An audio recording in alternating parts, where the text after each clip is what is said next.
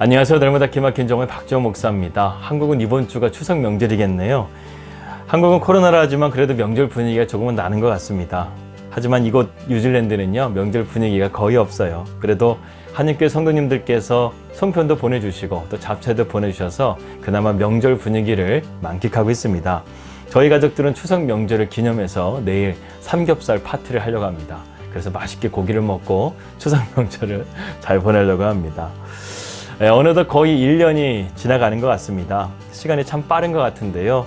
우리 나기장 식구들 변함없이 사랑해 주시고 또 섬겨 주시고 기도해 주셔서 정말 감사드립니다. 아무쪼록 복된 한가위 명절 되시기를 주님의 이름으로 기도합니다.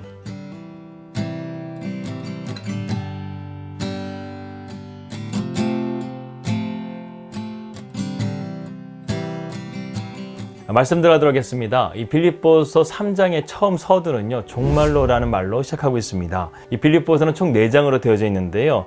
3장부터 갑자기 바울은 결론부터 이야기하는 것을 보아 조금은 이 결론이 빨리 나오는 것이 아닌가 하는 생각이 들기도 합니다. 바울은 지금까지 자신이 어떻게 이러한 기쁨의 삶을 살았는지 이것을 말하면서요, 이 기쁨의 삶을 빨리금 이 빌립보 교회 성도들에게 이야기해주고 싶었던 것이 아닌가, 그렇게 추론을 해볼 수가 있는데요. 그래서 바울의 빌립보서 3장의 말씀은요, 바울의 이러한 기쁨의 원천이 무엇인지에 대해서 우리에게 그 비밀을 말해주고 있습니다. 바울의 이런 기쁨의 삶의 원천이 과연 무엇이었을까요? 1절에 그 답이 나와 있습니다. 정말로 나의 형제들아, 주 안에서 기뻐하라. 지금까지 바울은 기뻐하라는 단어를 여러 번 반복했지만 여기서 주 안에라는 단어는 처음으로 사용되는 것을 볼 수 있습니다. 바로 여기에 기쁨의 비밀이 있다는 거예요. 주님 안에서만이 진정한 기쁨의 삶이 가능하다는 것입니다. 1절을 다시 보겠습니다. 끝으로 나의 형제들아, 주 안에서 기뻐하라. 너에게 같은 말을 쓰는 것이 내게로 수고로움이 없고 너희에게는 안전하니라. 바울은 기뻐하더라는 말을 되풀이하고 있다라고 지금 말하고 있습니다. 바울이 이렇게 말하는 것은요, 바울이 지금 상당히 이 이야기를 하면서 흥분되어 있는 상태라는 것을 우리는 알 수 있습니다. 우리가 보통 흥분하게 되면 말을 반복하는 습관이 있잖아요. 바울도 지금 그렇다는 거예요. 형식적으로 바울이 기뻐하는 것이 아니라는 것입니다. 바울은 진정으로 이 참된 기쁨을 빌립보 교회 성도들과 함께 누리고 싶었던 거예요. 기쁨을 추구하는 유형에는 두 가지가 있습니다. 하나는 율법적인 길이고 또 하나는 복음적인 길이 있습니다. 초대교회 당시만 하더라도 많은 사람들이 이 첫 번째 율법의 길을 많이 따랐습니다. 하지만 이것은 율법의 길이었지요. 바울 자신은 누구보다 율법에 속한 자였습니다. 그는 율법주의자였죠. 그는 최선을 다해서 율법을 지키려고 했지만 하나님 앞에서 그는 자신의 영혼을 구원하지도 못했고 그의 삶의 진정한 기쁨도 누리지를 못했습니다. 그러나 그가 복음을 깨닫고 난 후에야 비로소 바울은 율법주의 사상이 얼마나 반기독교적이고 얼마나 인간의 행복을 파괴하는지에 대해서 깨닫게 된다는 것이죠. 그래서 바울은 2절에서 강하게 율법주의자들에 대해서 이렇게 말하고 있습니다. 개들을 삼가고 행악하는 자들을 삼가고 몸을 상해하는 일을 삼가라. 바울은 이들을 개들이라고 말하고 있어요. 이것은 어떤 뉘앙스냐면 아무 의미 없이 짖는 것과 같다라는 것을 말하고 있는 것입니다. 공허하다라는 것이죠. 바울이 이렇게 말하는 것은 그냥 말한 게 아닙니다. 바울이 이미 그러한 삶을 살아봤기 때문에 그렇다는 거예요. 하지만 그러한 삶 가운데 이러한 기쁨의 삶을 누릴 수 있었는가? 누릴 수 없었다는 것입니다. 그런데 그가 복음을 깨닫고 나니까 진짜 놀라운 기쁨의 삶이 열려지게 된 거예요.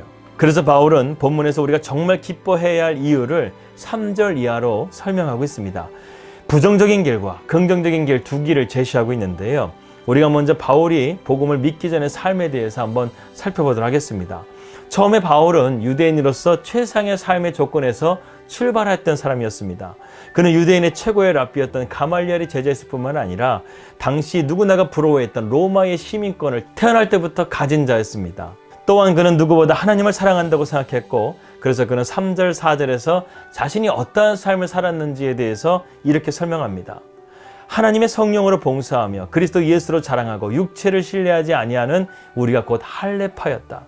그러나 나는 육체를 신뢰할 만하며 만일 누구든지 다른 이가 육체를 신뢰할 것이 있는 줄로 생각하면 나는 더욱 그러하다. 한마디로 말해서 바울은 조건적으로 말한다고 한다면 자신은 최상의 조건에서 태어난 사람이라는 것을 말하는 것입니다. 바울은 8일 만에 할례를 받은 사람이었습니다. 할례는 하나님의 언약의 표시죠.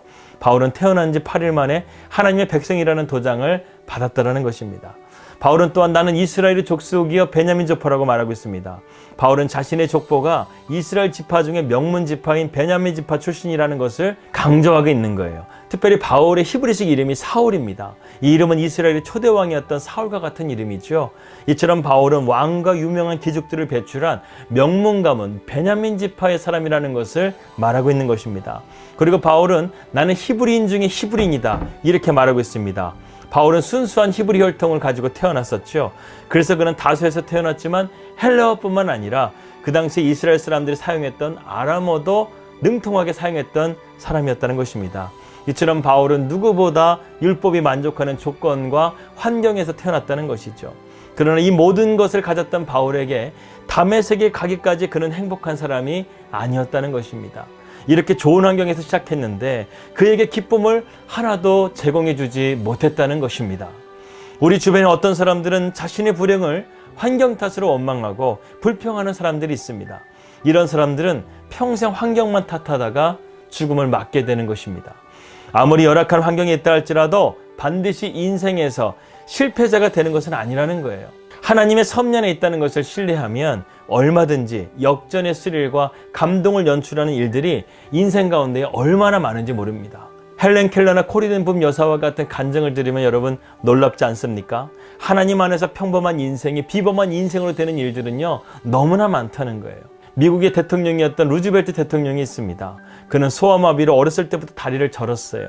시력도 나빴습니다. 천식을 앓았습니다. 호흡곤란으로 촛불을 끄는 것조차 힘든 그러한 어린 시절을 보내야만 했어요. 그런데 그가 11살이 되던 해에 그의 아버지가 그에게 평생에 잊지 못할 조언을 해줍니다. 아들아, 내가 가진 장애는 장애가 아니란다. 내가 만약 전능하신 하나님을 참으로 신뢰하고 믿을 수만 있다면, 그리고 그 하나님의 도우심이 너와 함께 한다면 오히려 내 장애 때문에 모든 사람이 너를 주목할 것이고 너는 진실로 역사의 신화 같은 기적을 남기는 놀라운 삶을 살 수 있게 될 것이다. 그는 이런 아버지의 조언을 믿고 삶을 포기하지 않고 열심히 살아갔어요. 그리고 그는 드디어 23살이 되던 해에 뉴욕주를 대표하는 의회의 의원이 되고, 그리고 28살에 뉴욕시장의 선거에 출마하게 되고, 얼마 후에는 부통령이 되고 미국 역사에 가장 어두웠던 시기에 미국의 신화를 이끌었던 위대한 대통령이 되었습니다. 1906년 그는 노벨 평화상을 수상하기도 하죠. 이 사람이 바로 데오도르 루즈벨트 대통령이었습니다. 여러분, 좋은 환경이 꼭 우리의 삶을 보장해 주는 것이 아닙니다. 지금 코로나로 인해서 우리의 환경은 그야말로 폭탄을 맞은 것처럼 초토화가 되어버린 상황과 같습니다. 그러나 우리는 성경을 믿잖아요. 성경의 말씀이 진리라는 것을 믿으시잖아요. 하나님의 기적을 믿으시잖아요. 하나님의 권능을 믿으시잖아요. 그렇다고 한다면 우리가 하박국 선지자의 말씀처럼 모든 것이 없다 할지라도 하나님 한 분만을 믿는다고 한다면 하나님은 오늘도 기적을 이루어내실 것을 믿습니다. 바울이 율법적인 삶을 살았을 때에는 모든 것이 다 있었지만 그는 진정한 기쁨을 누리지를 못했어요. 하지만 그가 다메섹에서 주님을 만난 이후에 주님이 그 안에서 함께 하셨을 때 바울은 초막이나 궁궐이나 내 주 예수 모신 곳이 그 어디나 하늘나라, 이 찬송가의 고백처럼 항상 어디든지 기뻐하는 삶을 살 수 있었던 것입니다. 또한 지금 바울은 자신이 사역이 잘 되는 곳곳을 복음으로 누리는 그런 삶을 살고 있는 것이 아니었어요. 그는 지금 감옥에 있습니다. 그가 언제 죽을지 모르는 상황 가운데 있다라는 거예요. 하지만 그럼에도 불구하고 하나님이 지금 내 안에 계시기 때문에 나는 기뻐할 수 있다는 것입니다. 이 기쁨을 이 빌립보 교회 성도들에게 나눠주고 싶었던 것이에요. 사랑하는 여러분, 우리의 삶 가운데요, 주님 한 분만이면 되는 것입니다. 오늘도 우리는 주님의 그 능력의 손길을 기대합니다. 오늘은 말씀을 이렇게 마무리를 짓고요, 여러분들과 한 영상을 함께 보기를 원합니다.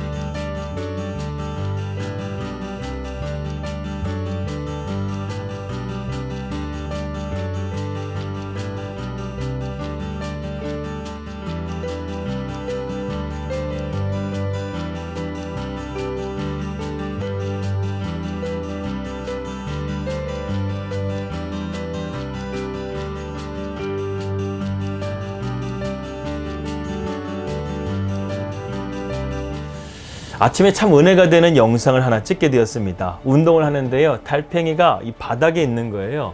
어떻게 거기까지 왔는지도 모르겠습니다. 하지만 거기 있다가는 분명히 달팽이는 죽을 게 뻔했어요. 새들이 와서 잡아먹던가, 사람들에게 밟히던가, 아니면 오후에 뜨거운 햇빛 때문에 말라 죽던가, 이 달팽이는 결국 죽을 수밖에 없었다는 것입니다. 그런데 이 달팽이를 보면서 성령께서 제 마음에 감동을 주시는 거예요. 그 달팽이가 마치 광야에 있는 불쌍한 영혼처럼 보이는 거예요. 만약 하나님의 손이 이 영혼을 들어서 푸른 초장으로 누이신다면 얼마나 좋을까, 이 생각이 들었습니다. 정말 누군가의 도움이 없다면, 전능한 분의 도움이 없다면 달팽이는 100% 죽을 수밖에 없는 것이었어요. 그런데 제가 손으로 달팽이를 들어서 푸른 잔디에 놓아주었습니다. 그러면서 저는 한 가지를 깨달았어요. 아, 하나님의 구원이 이것이구나. 하나님의 은혜가 바로 이것이라는 것을 저는 깨달았습니다. 우리의 힘으로는요, 이 광야와 같은 세상을 벗어날 수가 없는 거예요. 하지만 하나님의 손이 우리와 함께 하시면 불가능이 가능케 되는 줄 믿습니다. 이것이 달팽이를 통해서 오늘 아침에 저에게 깨닫게 해주신 하나님의 은혜였습니다. 여러분, 지금 광야 가운데 계십니까? 내 힘으로 한 발자국도 내디딜 수 없는 상황 가운데 계십니까? 주님께 무릎 꿇고 기도하시면 하나님의 손이 기쁨과 소명의 길로 저와 여러분들을 인도하실 줄을 믿습니다. 여호와는 나의 목자시니 내게 부족함이 없으려다. 그가 나를 푸른 초장과 쉴만한 물가로 인도하시는도다. 너는 내게 부르짖으라. 내가 내게 응답하겠고 내가 알지 못하는 크고 엄밀한 일을 내게 보일 것이라. 기도하겠습니다. 하나님 아버지, 감사합니다. 오늘 우리에게 참된 기쁨의 삶이 무엇인지를 깨닫게 해주심을 감사합니다. 우리가 주님 안에 있을 때 생명력을 가지고 살아갈 수 있다는 것을 우리는 깨닫습니다. 오늘도 그 주님과 함께 동행하는 삶을 통하여 하나님 앞에 영광 돌릴 수 있도록 인도하여 주시옵소서. 예수님의 이름으로 기도하였습니다. 아멘. 우리 안에 계시는 주님을 간절하게 찾는 복된 하루 되시기를 기도합니다. 즐거운 추석 명절 되시고요. 저는 내일 뵙도록 하겠습니다. 우리 믿음으로 승리합시다. 할렐루야.